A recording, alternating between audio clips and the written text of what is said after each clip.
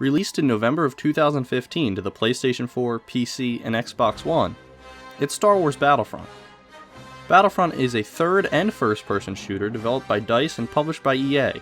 As the name implies, the game allows the player to fight on the iconic battlefields of the Star Wars universe. While the game is technically the sixth game in the Battlefront series, DICE has stated that it's more of a spiritual successor or reboot rather than a sequel. With a beloved series like Battlefront on the line, does DICE's new foray into the series hold up? Let's find out with the good. With Star Wars Battlefront, DICE has crafted a gorgeous game. Easily one of the prettiest games of 2015.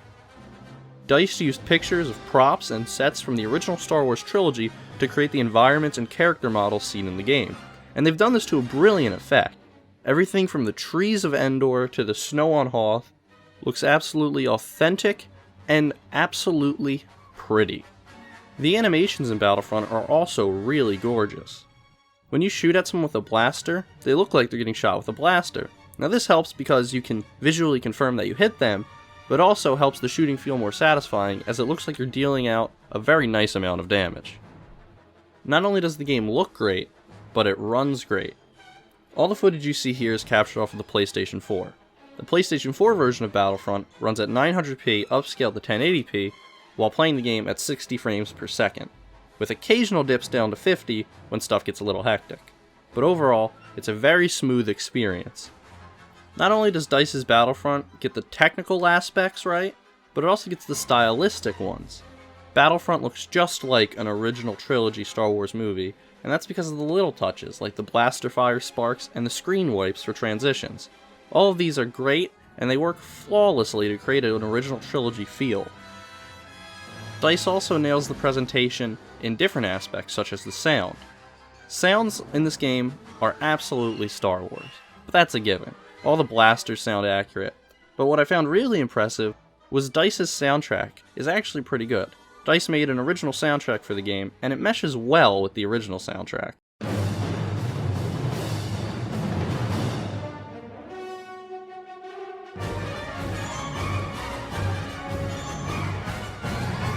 It's noticeable if you really know your Star Wars tunes, but overall, it's pretty nice. Battlefront controls very well. Movement feels incredibly responsive, and it's helped along by those great animations that I mentioned earlier. Movement becomes very entertaining once you unlock the jump pack. The jump pack allows you to have a quick, short burst in height and speed from a jetpack on your back.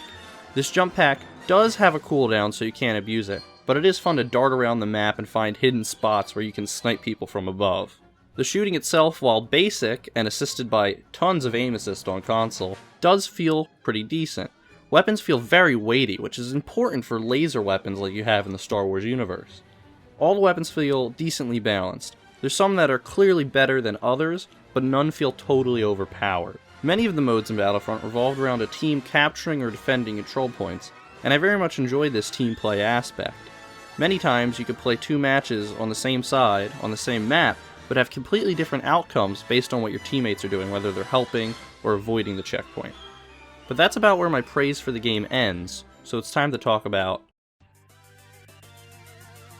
the bad. As I had just mentioned, Battlefront is a very team-focused game for the majority of its modes, but DICE hasn't implemented proper systems to fully realize this team play aspect. The game features no in-game voice chat, so if you're playing alone, you can't cooperate with the random people on the team. This can make the game incredibly frustrating and difficult to play. Making matters worse, even if you do have friends to play with, you can make a party of 8, but only have one friend as a partner. There is no squad play, so you can only cooperate very closely with one other person. There's also a lot less of a focus on tactics in this new Battlefront game. DICE has removed classes, so there's no specialized roles for players in this new one. On top of that, there's no mode reminiscent of the classic Conquest mode of the other Battlefront games. In the other Battlefront games in Conquest, you had a set amount of control points in set places on a map, and you could go around that map freeform and capture whichever ones you wanted to try and capture or defend. In the new Battlefront game, all the major control point based modes are derivative of Battlefield Rush mode, where you capture them in a straight line, so there's a lot less thinking involved. DICE made it a goal to make this game feel less like a Battlefield game. And they've done this, but in turn, they've also made it feel less like a Battlefront game. The new token system to pick up vehicles and power-ups is awful. Scattered around the map are power-up tokens, so you have to scurry around the map to get some cool power-up, totally ignoring whatever objective you have. On top of that, this incentivizes poor play. Before, you would have to play well to become a hero in the Battlefront games and incentivized you to complete the objective and get the most points. Now to play as a hero, you just gotta run around the map till you find a little hero token, then you can select Darth Vader and start chopping away. Because of this token system, no vehicles spawn on the map except for speeder bikes, which can be utilized by both Rebels and Empire. The games are lacking the tangibility that the other Battlefront games and the Battlefield games still have. It also leads to some terrible balance problems. The Empire has AT-STs that you can pilot and AT-ATs that you can shoot the guns of. The Rebels have no such vehicle to counter that. There's been numerous frustrating times when playing as a Rebel, you're defending your control point with a squad of people, and a single AT-ST comes and mows you all down. Now it's fine that the AT-ST has that power, the problem is that the Rebels don't have anything to combat that. There is an unlock system in the game, but it only kept me interested for about 25 or so levels, which is half of the max level count. The unlock system allows you to unlock more weapons, more power-ups, and customization options for your character. The problem with these customization options is that they're really lazy and kind of boring.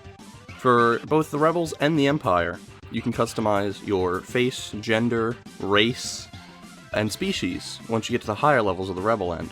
This is fine for the Rebels for the most part, but for the Empire it's a little disappointing, because to show off these faces and these races and whatever, you have to take your helmet off.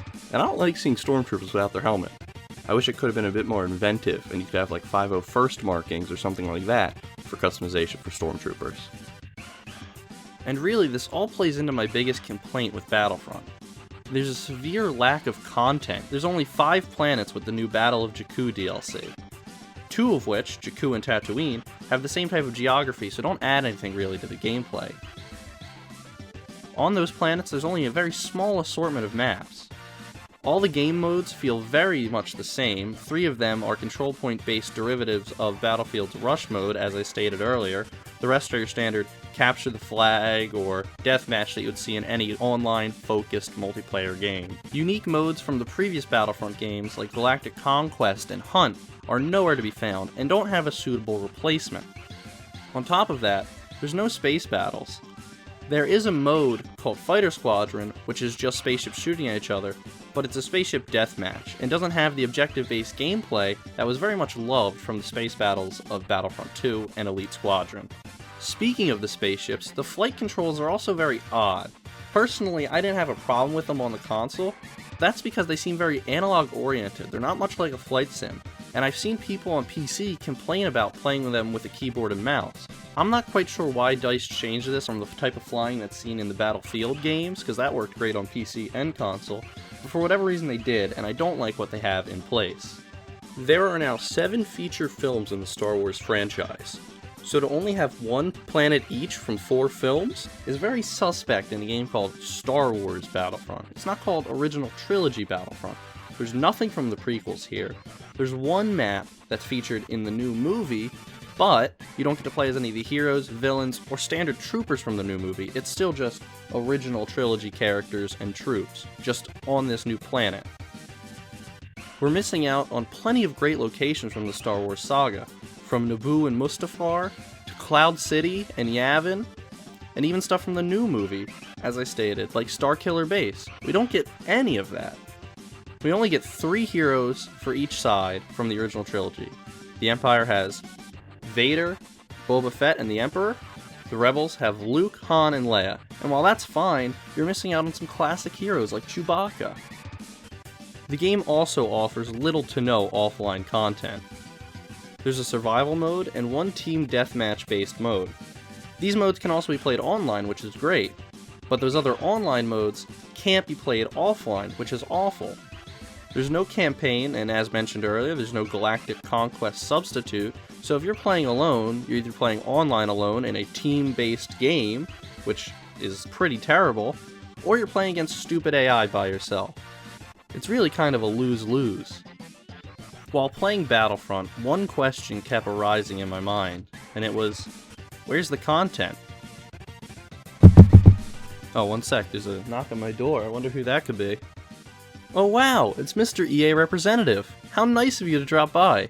Hey, maybe you can answer this question. I was just asking, where's all the content in Star Wars Battlefront? It's simple. The content is all there. All you have to do to access it is click the helpful little Season Pass tab and pay a very small unlock fee of $50 US. It's convenient and easy. Aw man, don't I look like a fool now for complaining about the lack of content? Ha! Silly me! I decently enjoyed my time with Star Wars Battlefront. It was a fun time to play with friends online. But that time was really short. Nothing incentivized me to keep playing, and after a couple days I've already seen all that content. If you're looking for a Star Wars game to play alone and you want some single player content, you're out of luck. If you're looking for a game to play on the couch with some friends, keep looking. If you want a fairly short, but decently enjoyable online experience set within the Star Wars universe, this game might be for you. Star Wars Battlefront gets a Melvin Fett out of 10.